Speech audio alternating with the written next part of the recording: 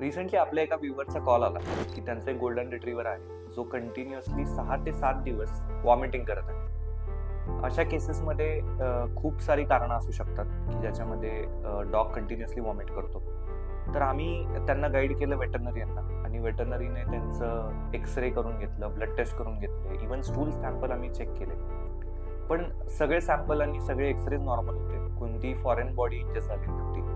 तर खरं कारण काय म्हणून आम्ही थोडं डीपवरती गेलो आणि मग समजलं की त्यांच्या डॉगने त्यांना फॅन्सी दिसणारं एक टॉय त्यांनी आणून दिलं होतं आणि त्या टॉय मधला जो कापूस असतो किंवा जे धाग्यासारखे एक मटेरियल येतं ते त्याच्या पोटामध्ये इंटेस्टाईनमध्ये अडकून बसलं होतं, जे की एक्स-रे मध्ये कॅप्चर नाही झालं. याने झालं काय की डॉग्सचं जे फूड आहे जे ते खात होतं की ते पूर्णपणे त्याच्या इंटेस्टाईन म्हणून पास होत नव्हतं आणि काही प्रमाणात ते फूड बाहेर पडत होतं.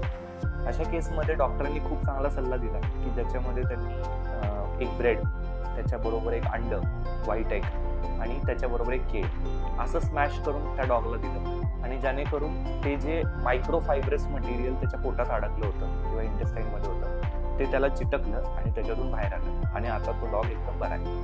तर तुम्ही पण जर तुमच्या पेट्सला असेच कुठले तरी फॅन्सी दिसणारे टॉईज किंवा त्याला खेळायला देणारे टॉईज हे जर देत असाल आणि त्याला ते खूप आवडत असतील तर ते जाणीवपूर्वक द्या.